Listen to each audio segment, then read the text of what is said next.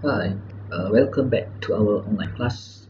So today we continue with the topic on chapter 2, which is an ideal transformer. So what is ideal transformer? Basically, an ideal transformer is a transformer without any losses, such as uh, iron and copper losses, eddy current losses, uh, hysteresis losses, and also the magnetic plug leakage. So what is the copper losses or I square R losses? So the copper losses is due to the recessive heating occurs in the primary and secondary winding of the transformer. The losses yang berlaku di dalam coil, okay, di dalam winding dekat primary dan juga dekat secondary. Meanwhile, eddy current losses is losses due to the heating losses in the core of transformer.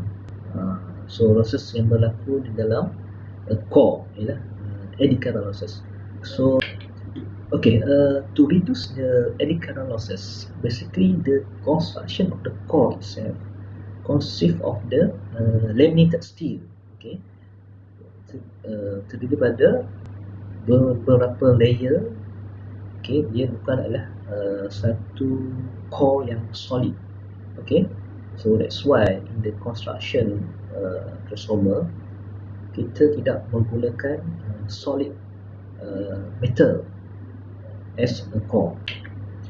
Okay, and ideal transformer also have no magnetic leakage, so it means that 100% of flux produced by the primary winding is flowing in the core of transformer and linked to the secondary winding.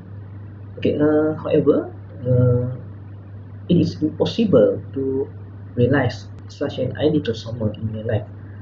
By whole or by crook, we cannot eliminate the transformer losses in practical transformer, but we can reduce the losses. Okay, for the transformer equation, to derive the equation for the transformer, first we need to understand the basic concept of the transformer based on the Faraday law. Okay, when we have the primary source, okay, Vp, the current will flow in the coil, then it will produce the magnetic flux at the primary side. So we have the Vp, voltage input or primary voltage. Then we have the Ip, primary current. Okay, due to the magnetic flux flow in the core, so it will induce the voltage at the secondary side. So we have the ES as the secondary induced voltage, then current will be flow as the IS, then we have the Vs as the secondary voltage. Okay, the ratio of the transformer NP over NS. Okay, to calculate the induced voltage, we need to remember the Faraday law in this voltage, which is the equation is V equal to N number of turn derivation of flux over dt. Okay, so flux here, flux m sin omega, this is due to we have the AC source. So AC source, we have sine wave. Okay, so then we replace the sine omega t in the equation.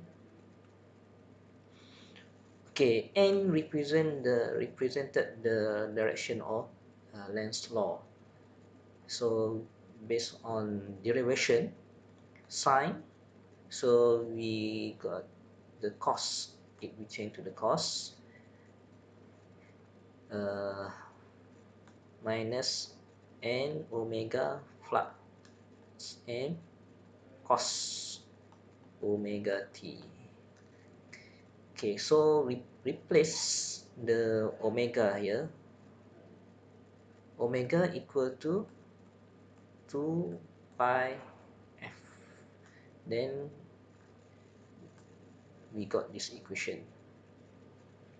Okay, because of the V RMS or voltage induced RMS, so we need to divide by square root 2. So at the end, we can use this formula. V induced equal to 4.44 times n number of turn times f frequency and flux. Okay, for the ideal condition of the transformer, P input and, P output is equal. So we can derive the equation P in equal to VI times I1, which is the primary voltage times primary current cos theta, is equal to the output power V2 times I2 cos theta. So we can rearrange the equation. Then V1 over V2 equal to I2 over I1. Okay. So the basic equation for transformer is, okay, this one.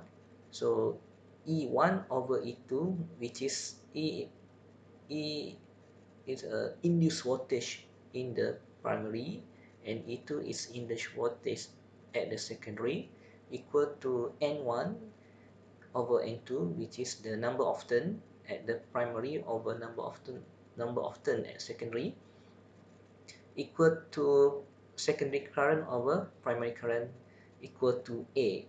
A is the voltage transformation ratio, or the ratio of the transformer. So A will be determined. Either transformer will be a step up or step down. Okay, for the transformer rating, basically we use apparent power. Okay, apparent power S equal to P plus JQ, which is P is active power and Q is the reactive power.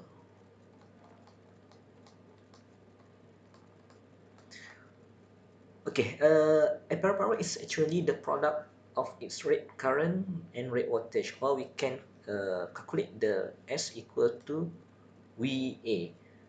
So the apparent power at the primary side and at the secondary side is the same. Okay, so to calculate the apparent power, basically we use the rate current here.